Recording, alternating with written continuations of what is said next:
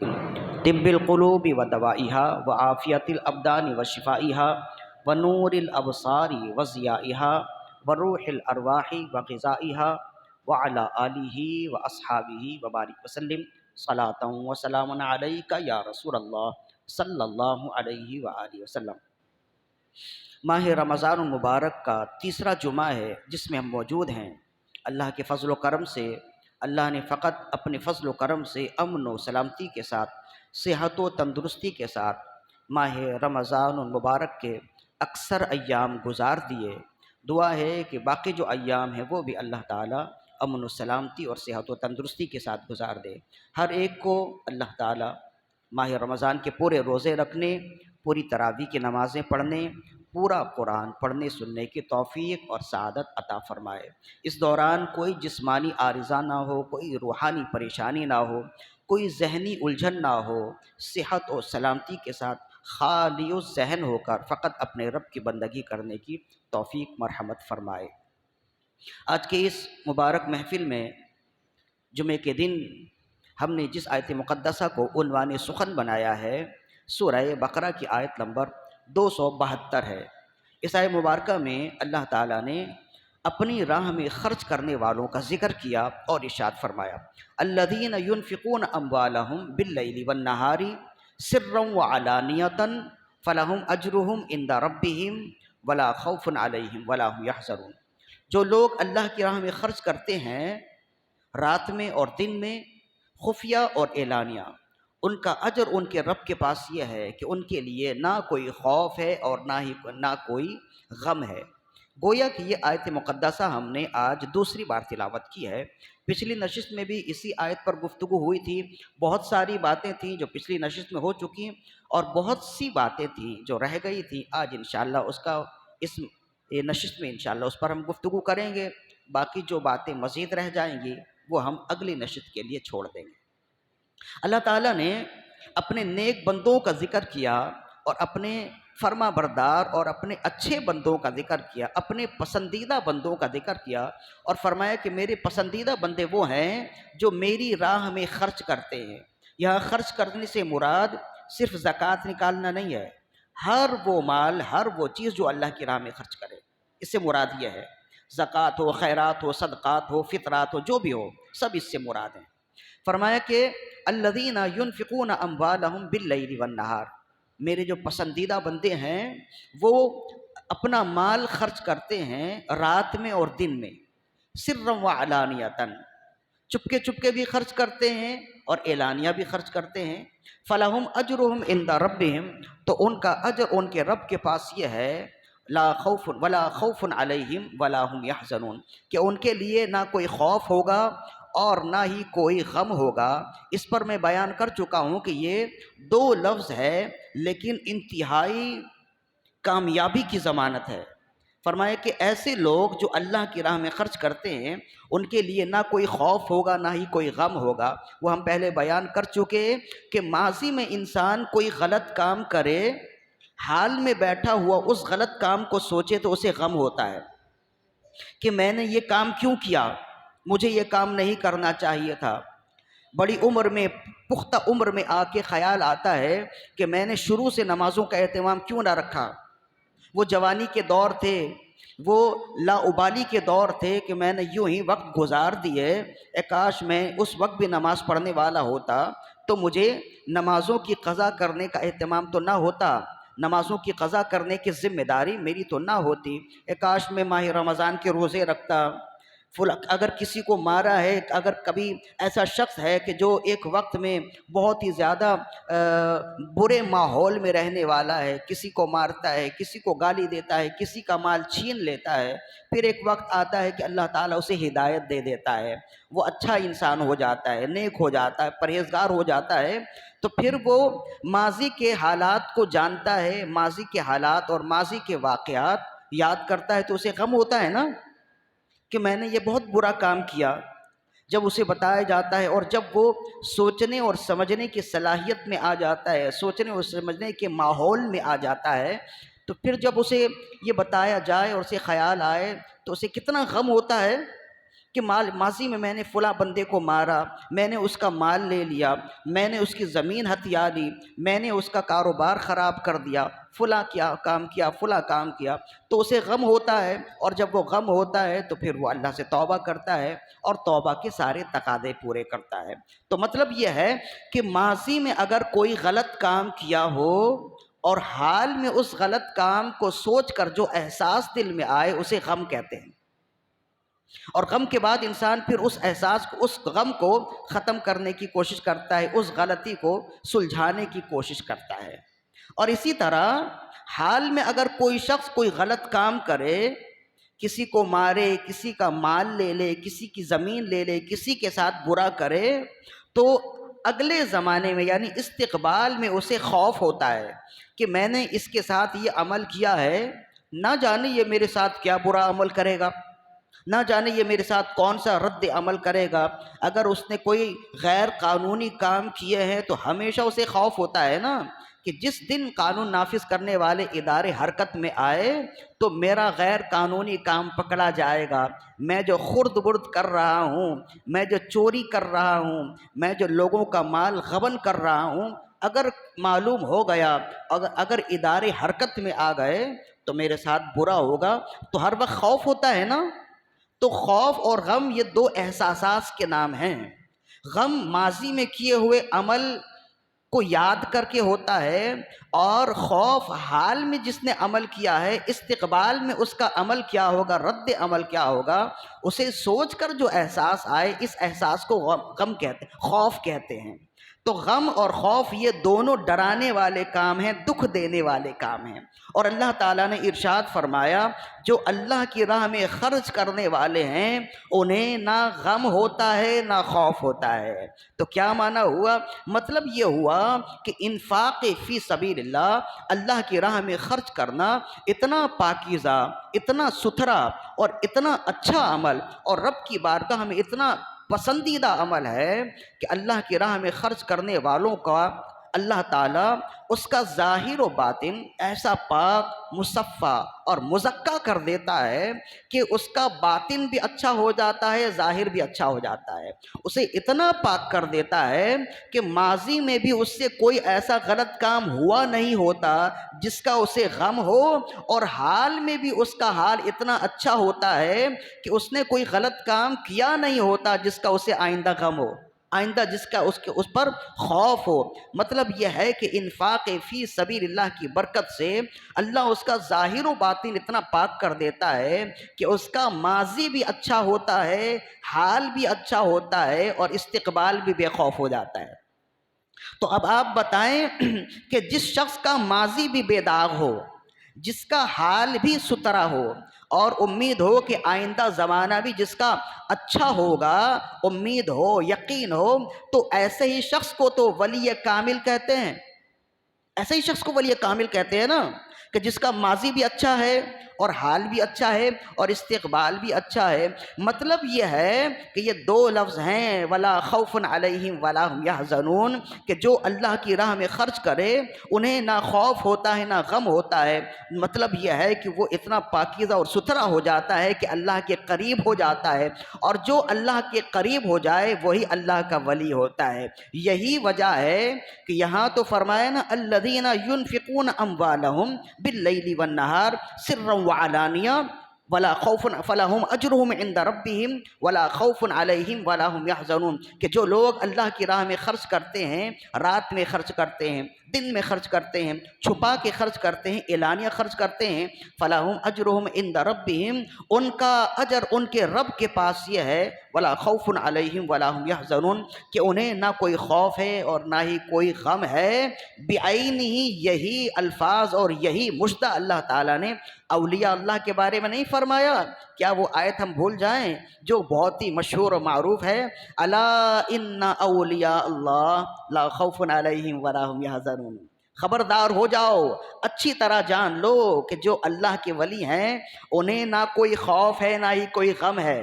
تو کیا معنی ہوا کہ جو انفاق فی سبیل اللہ اس انداز میں کرتا ہے وہ اللہ کا ولی ہو جاتا ہے، اس لیے کہ انفاق فی سبیل اللہ کا جو اجر اللہ نے بیان کیا ہے، اللہ نے اپنے ولیوں کی شان اور صفات بھی یہی بیان کیا ہے۔ تو کتنی بڑی کامیابی ایسے شخص کے لیے جو اللہ کی راہ میں خرچ کرتا ہے۔ اب یہاں خرچ کرنے والوں کے لیے دو باتیں ارشاد فرمائے ایک تو یہ ہے کہ وہ رات میں خرچ کرتا ہے، دن میں خرچ کرتا ہے، چھپا کے خرچ کرتا ہے اور اعلانیہ خرچ کرتا ہے، جس پر ہم کما حق گفتگو کر چکے ہیں کہ ہر دو طرح سے اللہ کی راہ میں خرچ کرنا جائز ہے، یعنی چھپا کے خرچ کرنا بھی جائز ہے اور دکھا کر خرچ کرنا بھی جائز ہے، لیکن چھپا کر خرچ کرنا ہم جیسے اساغرین کے لیے بہتر ہے، اور دکھا کر خرچ کرنے کا محامل یہ ہے جو اکابرین ہوتے ہیں، جو بڑے لوگ ہوتے ہیں، جن کے پیچھے سینکڑوں اور ہزاروں چلنے والے ہوتے ہیں، ان کے لیے زیادہ بہتر ہے کہ وہ جب نیک کام کریں، بالخصوص انفاق فی سبیل اللہ کریں یا کوئی بھی نیک کام کریں تو وہ دکھا دیں، تاکہ ان کے پیچھے جو چلنے والے ہیں وہ دیکھ کر سمجھ جائیں کہ پیر و مرشد یہ کام کرتے ہیں تو ہمیں بھی کرنا ہے، ہمارے بڑے یہ کام کرتے ہیں تو ہمیں بھی کرنا چاہیے۔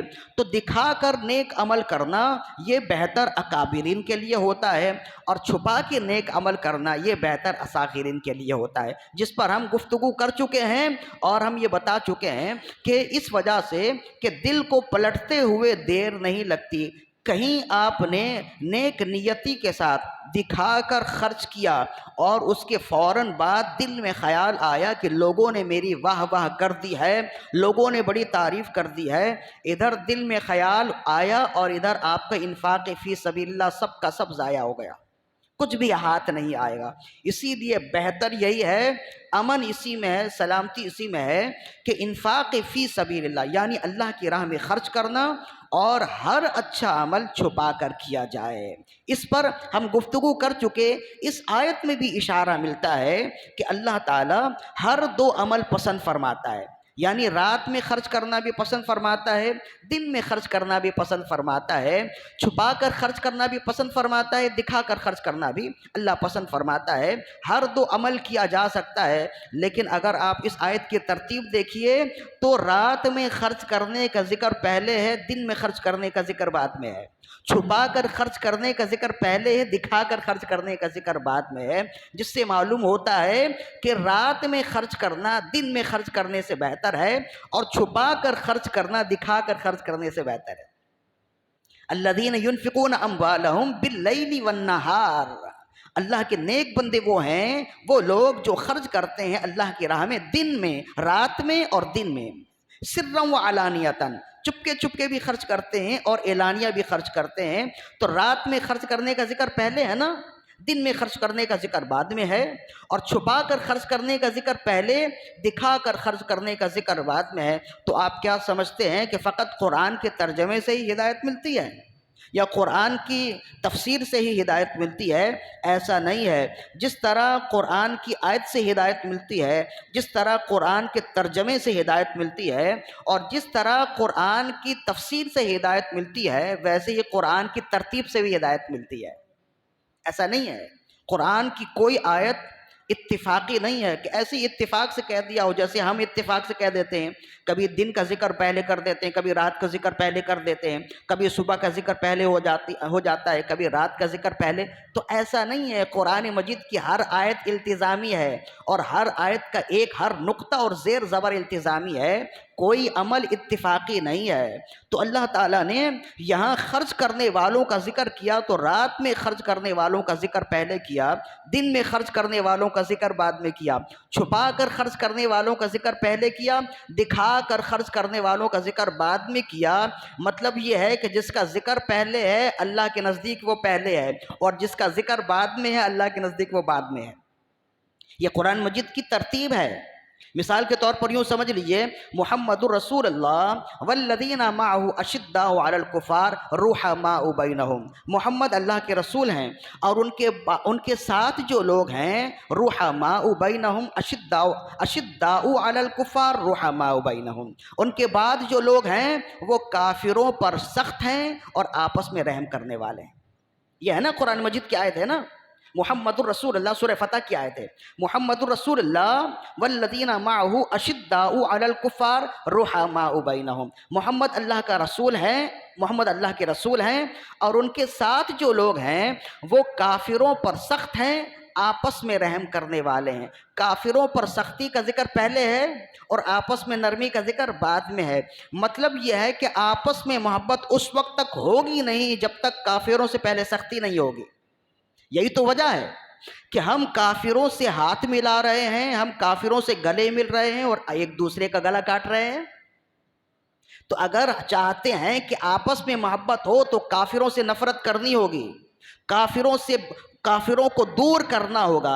اگر چاہتے ہیں کہ آپس میں ایک دوسرے کے قریب آئیں تو اس ترتیب میں حسن ہے کہ آپس میں قریب آنے کا عمل بعد میں ہوگا، کافروں کو دور کرنے کا عمل پہلے ہوگا۔ پہلے دل سے کافروں کی محبت نکلے گی، پھر آپس میں ایک دوسرے کی محبت آئے گی۔ یہ قرآن مجید کے ترتیب میں حسن ہے۔ تو یہاں پہ بھی یہی ترتیب میں حسن بیان کیا کہ چھپا کر دینا زیادہ بہتر ہوتا ہے، یہ اللہ کے نزدیک زیادہ پسندیدہ ہے۔ اب اس کی وجہ کیا ہے؟ اس کی وجہ یہ ہے کہ یہ ایک عبادت ہے نا، اللہ کی راہ میں دینا، اور اس طرح کی جتنی عبادات ہیں، عبادت اللہ تعالیٰ خفیہ عبادت کو پسند فرماتا ہے۔ فقط باجماعت نماز کے جتنی نمازیں چھپا کر اور چھپ کر ادا کی جائیں وہ پسندیدہ ہیں۔ رات کی عبادت اسی وجہ سے پسندیدہ ہے نا، اور فرمائے نوافل جتنی ہیں وہ چھپ کر ادا کی جائیں اور اپنے گھر میں جب لوگ سوئے ہوئے ہوں تب ادا کیے جائیں تو زیادہ پسندیدہ ہے۔ اس کی وجہ کیا ہے؟ اس کی وجہ یہ ہے کہ جس کے لیے عبادت ہو رہی ہے بس وہی جانے اور کوئی دوسرا نہ جانے۔ تو عبادت میں اخفا اس وجہ سے محمود ہے کہ اللہ تعالیٰ فرماتا ہے، اللہ چاہتا ہے کہ اگر اس کی عبادت میرے لیے ہے تو فقط میں ہی دیکھوں اور کوئی دوسرا نہ دیکھے۔ یہی ہے، اگر یہ میرے لیے عبادت کر رہا ہے تو میں ہی دیکھوں، کوئی دوسرا نہ دیکھے، اس میں ریا نہ ہو۔ اسی وجہ سے رسول اللہ صلی اللہ علیہ وسلم نے ارشاد فرمایا، الاتقاء علی العمل اشد من العمل، عمل کرنا تو مشکل ہے لیکن عمل کرنے کے بعد چھپانا اس سے زیادہ مشکل ہے۔ اگر کسی نے عمل کیا تو کامیاب ہوا، اور اگر عمل کو چھپا لیا تو واقعی کامیاب ہوا۔ چنانچہ اسی حدیث کے تحت حضرت ابو درداء رضی اللہ عنہ سے روایت ہے، فرماتے ہیں کہ رسول اللہ صلی اللہ علیہ وسلم نے ارشاد فرمایا، امام بیہقی اس حدیث کو نقل کرتے کہ رسول اللہ صلی اللہ علیہ وسلم نے ارشاد فرمایا، الاتقاء علی العمل اشد من العمل، عمل کو چھپانا عمل کرنے سے زیادہ دشوار ہے۔ اور پھر آپ نے فرمایا کہ ایک شخص چھپ کر عمل کرتا ہے، اللہ کی راہ میں چھپا کر خرچ کرتا ہے، اور ایسے خرچ کرتا ہے کہ نہ اس نے اسے دیکھا ہوتا ہے اور نہ لینے والے نے اس دینے والے کو دیکھا ہوتا ہے۔ اس طرح سے چھپا کر عمل کرتا ہے اور اللہ تعالیٰ اس کے اس عمل کو اس قدر پسند فرماتا ہے کہ 1 روپے کا ثواب 70 گنا لکھ دیتا ہے، 70 گنا لکھ دیتا ہے۔ یہ امام بیہقی کی روایت ہے۔ پھر فرمایا کہ جب وہ صبح کرتا ہے تو اس کے دل میں خیال آتی ہے کہ اے کاش کہ کسی نے مجھے دیکھا ہوتا، کسی نے دیکھا ہوتا، تو کسی نے تو دیکھا نہیں ہے، لیکن آہستہ آہستہ دل میں خیال آتا ہے اور یہ آرزو ہوتی ہے کہ میں نے یہ عمل کیا ہے، کسی کو بتانا چاہیے، کسی کو بتا دینا چاہیے۔ تو کچھ وقت کے بعد اس کے دل سے آواز آتی ہے اور وہ اتنا بے چین ہوتا ہے کہ کسی 1-2 کو بتا دیتا ہے۔ فرمایا کہ جب وہ اپنا یہ خفیہ عمل 1-2 کو بتا دیتا ہے تو اللہ کی بارگاہ میں چھپا کر عمل کرنے کا جو ثواب 70 گنا لکھا گیا تھا اب وہ کاٹ دیا جاتا ہے، پھر دکھا کر عمل کرنے کا 1 عمل ثواب لکھ دیا جاتا ہے۔ پھر فرمایا کہ اب وہ مزید اور اس کے دل میں امنگ اٹھتی ہے، مزید اور اس کے دل میں خیال آتا ہے کہ میں نے ایک اتنا اچھا عمل کیا ہے، 1 آدھ کو بتا دیا لیکن رد عمل تو آیا نہیں، کچھ لوگ تعریف کریں تو پھر بات بنے، تو اور 2-4 لوگوں کو بتا دیتا ہے اور لوگ پھر اس کے اس عمل کی تعریف بھی کرنے لگتے ہیں۔ رسول اللہ نے فرمایا جب اس نے چھپا کر کیا تھا تو 70 گنا اجر لکھ دیا گیا تھا، جب لوگوں کو بتایا تو 70 70 گنا عمل کاٹ دیا گیا، ایک عمل لکھ دیا گیا۔ اور جب اس نے لوگوں سے تعریف چاہی اور لوگوں نے اس کے اس عمل پر تعریف کر دیے تو اس کا سارا عمل ختم کر دیا گیا، گویا اس نے کوئی عمل کیا ہی نہیں ہے۔ اس کے نامہ اعمال سے سارے اعمال، یہ والا عمل مٹا دیا گیا۔ اور اللہ نے فرمایا فرشتوں اس بندے کا یہ عمل مٹا دو، اس لیے کہ اس نے میرے لیے تو کچھ کیا ہی نہیں تھا، اس نے تو بندوں کے لیے کیا تھا، اس نے بندوں سے جو چاہا بندوں نے اسے دے دیا، اس نے مجھ سے چاہا ہی نہیں تھا، اس وجہ سے میرے پاس اس کے لیے کوئی اجر نہیں ہے۔ تو کتنی بڑی وعید ہے ان لوگوں کے لیے جو اول تو عمل کرتے نہیں اور اگر کرتے ہیں تو دکھانے کی کوشش کرتے ہیں۔ ہمارے ہاں عام طور پر ہوتا یہ ہے کہ کچھ سخاوت تو آ ہی جاتی ہے ماہ رمضان میں، کچھ دینا لینا ہوتا ہی ہے، لیکن کوئی شخص اگر سخاوت کر بھی دے تو دل میں یہ خیال آتا ہے کہ دو چار کو معلوم ہو جائے تو اچھی بات ہو جائے، کسی کو معلوم ہو، لوگ اس کے لیے واہ واہ کریں کہ ہاں یہ شخص بڑا دیالو ہے، بڑا ہی سخی ہے، لوگوں کا خیال کرتا ہے، لوگوں کے گھروں میں راشن تقسیم کرتا ہے، بانٹتا ہے۔ اس طرح سے اگر خیال آیا تو یہ اچھی طرح یاد رکھیے، آپ کتنا بھی عمل کر لیجئے وہ عمل بیکار جائے گا۔ اگر دل میں یہ خیال آیا، اگر لوگوں کی تعریف کا دل میں خیال آیا تو عمل ضائع ہو جائے گا۔ اسی وجہ سے چھپا کر عمل کرنے کا کہا گیا۔ اس کی ایک وجہ یہ بھی ہے، آپ دیکھتے ہیں کہ جو لوگ چھپا کر عمل کرتے ہیں، جو دکھا کر عمل کرتے ہیں، اس کی ایک وجہ یہ بھی ہے کہ چھپا کر عمل کرنے سے ایک تو یہ ہے کہ یہ عبادت ہے اور عبادت خاص رب کے لیے ہو جائے، یہ بات تو ہے، اور دوسری اس کی فضیلت یہ ہے اور دوسرا فائدہ اس میں یہ ہوتا ہے کہ چھپا کر آپ اگر کسی غریب کو دے رہے ہیں تو اس کی عزت نفس مجروح نہیں ہو رہی، لوگوں کے سامنے اس کی جگ ہسائی نہیں ہو رہی ہے۔ بہت سے سفید پوش ایسے ہوتے ہیں جو مانگنے والے تو نہیں ہوتے لیکن حالات کے ہاتھوں مجبور ہو جاتے ہیں، وہ یہ چاہتے ہیں کہ کوئی اس کا خیال کرے، کوئی اس کا ہاتھ بٹائے یا کوئی اس کے ساتھ خیر خواہی کرے۔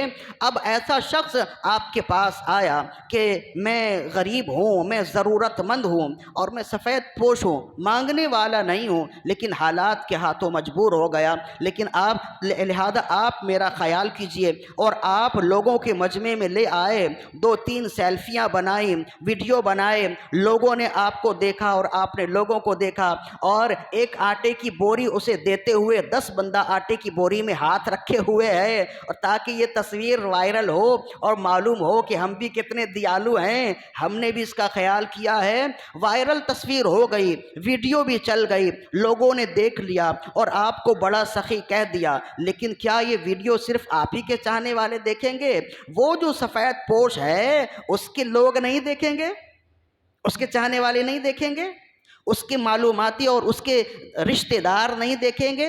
جب اس کے جاننے والے یہ ویڈیو دیکھیں، یہ تصویر دیکھیں گے تو ان کے دل میں اس کی عزت بڑھے گی یا گھٹے گی؟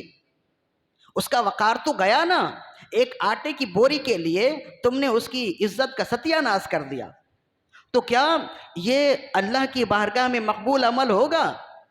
تو مقبول عمل یہ ہے کہ خفیہ انداز میں کیا جائے تاکہ عبادت اللہ کی ہے تو اللہ ہی کے لیے رہے، اور دوسرا فائدہ یہ ہے تاکہ آپ کسی اسلامی بھائی کو دیں، کسی مسلمان کو دیں تو عزت کے ساتھ دیں، اس کی جگ ہسائی نہ ہو، اس کا عیب چھپا ہے تو چھپا ہی رہے۔ یہ ہر ایک شخص کو چاہیے کہ دوسروں کے عیب بھی چھپائے اور اپنے لیے بھی دعا کرے کہ اللہ نے بنائی ہے تو بنی کو بنائی رکھے، عیب چھپے ہیں تو چھپے ہی رہیں تو بہتر ہیں۔ جب آپ دوسروں کے عیب چھپائیں گے اللہ آپ کے عیب چھپائے گا۔ یہ تعلیمات ہماری ہیں جو نبی صلی اللہ علیہ وسلم نے ہمیں دی ہیں، کیا ہی خوبصورت تعلیمات ہیں۔ ذرا دیکھیے حضرت عمر بن خطاب رضی اللہ عنہ یوں ہی مسجد میں بیٹھے ہیں، امام متقی ہندی نے کنز العمال میں لکھا ہے اور امام بیہقی نے بھی لکھا کہ حضرت عمر بن خطاب،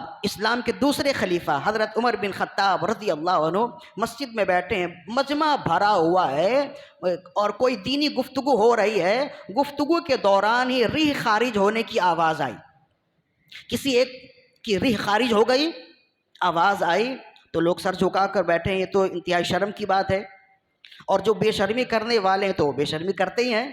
یہ قوم لوط کا عمل ہے. قوم لوط پر جو عذاب آیا تھا نا، اس عذاب کی ایک وجہ یہ ہے کہ وہ ریح خارج کر کر مجمع میں تیز آواز سے ریح خارج کر کر ہنستے تھے. امام سیوطی نے لکھا ہے در منصور میں. تو قوم لوط کا کون سا عمل ہے جو ہمارے درمیان میں نہیں ہوتا ہے؟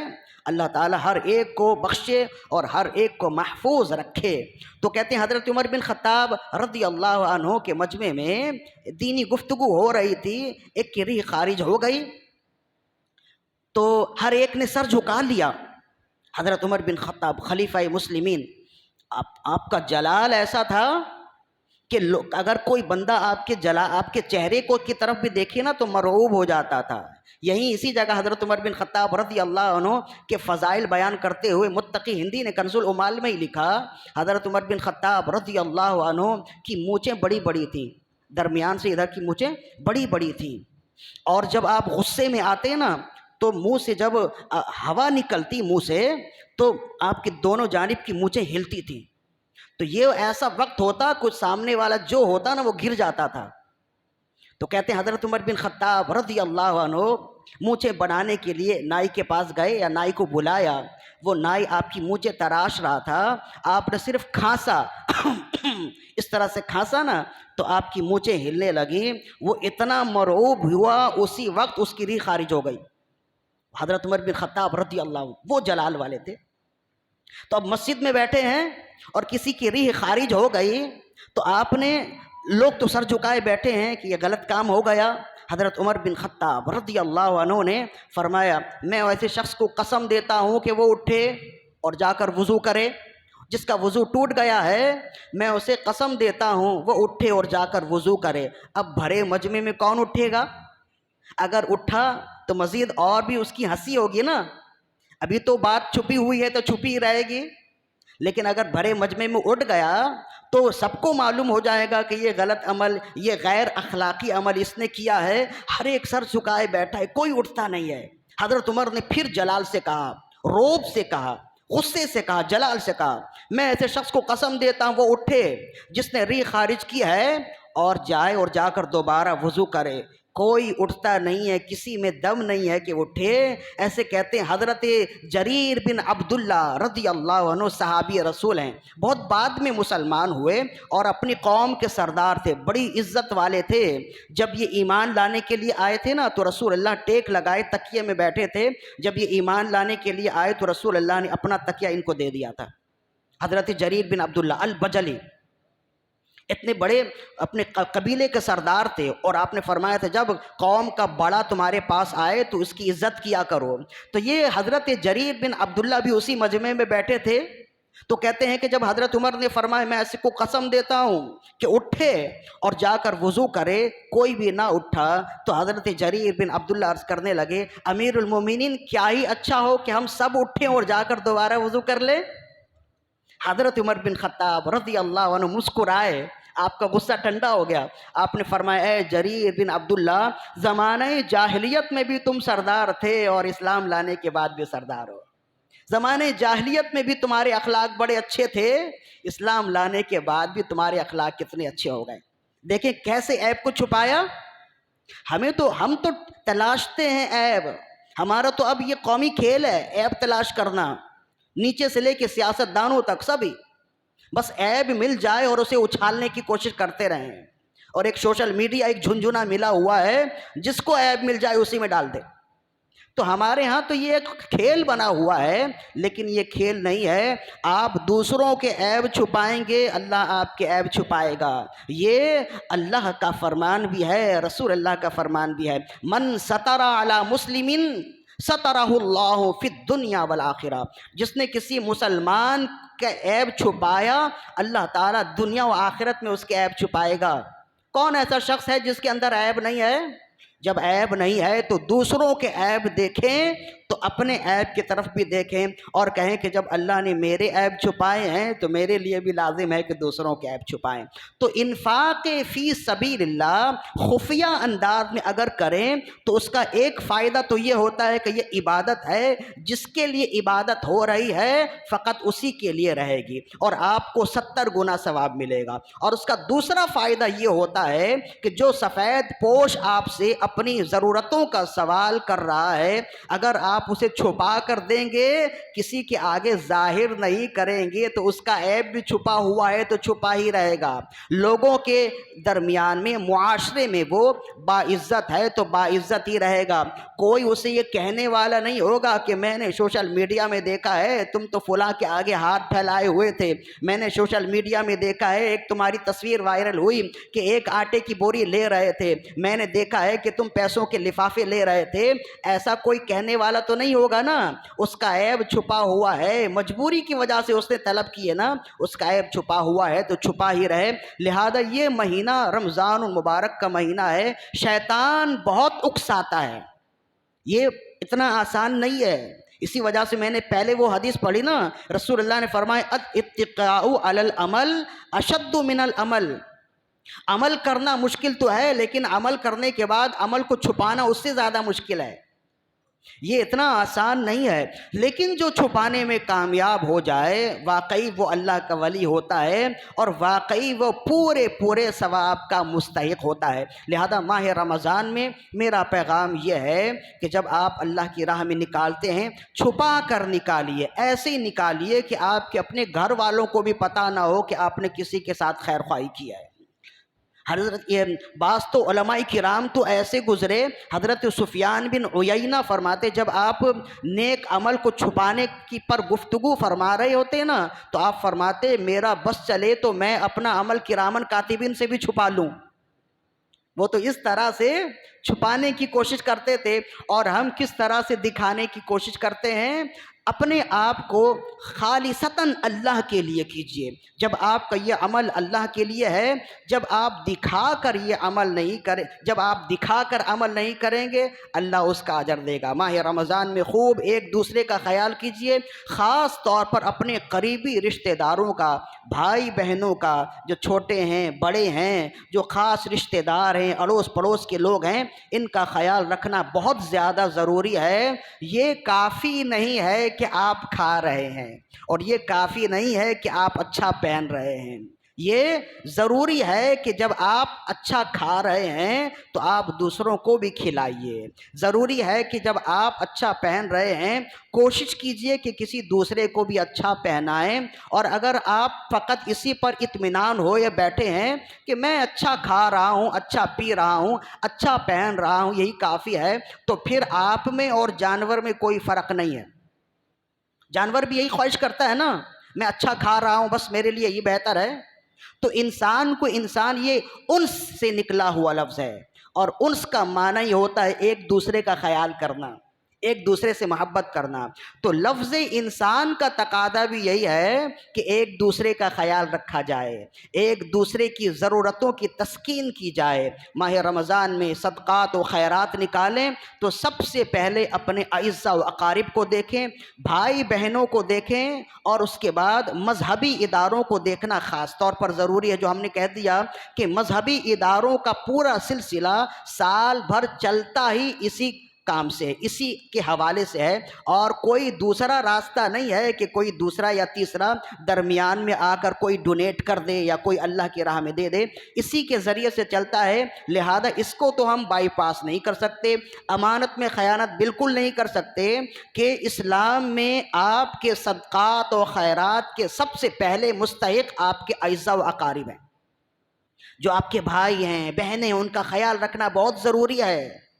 اگر ایک آپ شربت کی بوتل لا کر اپنے غریب بھائی کے گھر میں دے دیں کتنا خوش ہو وہ، یہ نہ جانے ہمارے ہاں سے یہ احساسات کیوں مٹ گئے، کیوں ختم ہو گئے، ہم ان احساسات کو احساس کرتے ہی نہیں۔ اگر بڑا بھائی ہے، عیالدار ہے، اور آپ اچھی کمائی والے ہیں تو آپ کو چاہیے کہ اس کا خیال کریں۔ وہ بڑا ہو کر بولتا نہیں تو آپ کو تو احساس کرنا ہے کہ شاید اس کے گھر میں کچھ تنگی ہے، کچھ پریشانی ہے، مجھ سے جہاں تک ہو سکے میں خیال کروں۔ اگر ایک آدھ پیکٹ کھجور کی پیکٹ آپ لے جا کر دے دیں، ایک آپ شربت کی بوتل لے جا کر دے دیں تو اس سے آپ کا کیا جاتا ہے، لیکن اس کا دل کتنا بڑا ہو جائے گا۔ اگر ایک سوٹ سلوا کر آپ دے دیں تو اس کا دل کتنا بڑا ہو جائے گا۔ بہن ہے، اپنے گھر میں ہے، بال بچے دار ہے، اپنے شوہر کے ساتھ ہے اور عیال دار ہے، غربت و افلاس میں ہے، مہنگائی کی چکی میں پس رہی ہے، بھائی کو بولتی اس وجہ سے نہیں ہے کہ بھائی خود پریشانی میں ہے اور وہ اپنی زندگی یوں ہی کاٹ رہی ہے۔ بھائی کو خود احساس ہونا چاہیے کہ میری بہن تنگی میں ہے، اگر وہ مجھ سے شکایت نہیں کر رہی ہے تو مطلب یہ ہے کہ مجھ میں اور اس میں دوری آ گئی۔ اگر مجھ میں اور اس میں قربت ہوتی تو وہ مجھ سے شکایت کرتی، وہ مجھ سے طلب کرتی، وہ ڈر رہی ہے۔ تو اب اگر وہ لحاظ کر رہی ہے تو اب آپ کی ذمہ داری ہے، یہ ہر گھر کی بات ہے، یہ احساس کی بات ہے۔ اگر احساس ہو تو دوسرا بھی اپنا ہو جاتا ہے، اور اگر احساس نہ ہو تو خون کا بھائی بھی غیر ہو جاتا ہے۔ لہذا اس کا احساس کیجئے، اور یہ تو بہت اچھی بات ہوتی ہے کہ زکوٰۃ کے علاوہ آپ رقم دیں، یہ بھی ایک لحاظ سے مناسب نہیں ہے۔ زکوٰۃ تو مال کا میل ہوتا ہے نا، مال کا میل آپ اپنے بھائیوں کو دیں، آپ اپنے اعزاء و اقارب کو دیں، بہرحال یہ بھی ایک مصرف ہے، لیکن بہتر تو یہ ہوتا ہے کہ اپنی ستھری کمائی سے دیں، پاکیزہ کمائی سے دیں، پاکیزہ دیں۔ اگر اتنا ہی نہیں ہو سکتا، آپ گئے گزرے ہو گئے تو کم از کم اپنا مال ہی دے دیں، زکوٰۃ ہی دیں، خاص طور پر اپنے اعزاء کو دیں، قریبی رشتہ داروں کو دیں، اڑوس پڑوس کے لوگوں کو دیں۔ ہمارے ہاں تو معاملہ یہ ہے کہ ہر ایک کا پڑوسی جادوگر ہے، ہر پڑوسی نے دوسرے کے گھر میں تعویذ کیا۔ یہ شیطان یہ سارے جال پھیلاتا ہے کہ کبھی ادھر ادھر سے بارش کی وجہ سے چھت سے اگر کسی کی تعویذ گر گئی تو پھر فوراً خیال آتا ہے کہ اچھا پڑوس نے ہی تعویذ بھیجی ہوگی، جب سے یہ تعویذ آئی ہے، جب سے یہ تعویذ دیکھی ہے، تب سے ہی گھر میں تنگی ہے۔ تو اب شیطان نے یہ وسوسے ڈال دیے اور خواہ آپ پڑوسی کے دشمن ہو گئے۔ تو ان ساری باتوں سے نکلیے، اللہ پر اعتماد اور اللہ پر توکل پختہ کیجئے، اور ہم نے جو بتایا ہے اس پر عمل کیجئے۔ یہ زیادہ مشکل عمل نہیں ہے، لیکن عمل کریں گے تو اللہ کے قریب ہو جائیں گے اور اولیاء اللہ میں آپ کا شمار ہو جائے گا۔ اللہ تعالیٰ سے دعا ہے کہ ہماری آج کی حاضری اپنی بارگاہ میں قبول و مقبول فرمائے۔ وما علینا الا البلاغ۔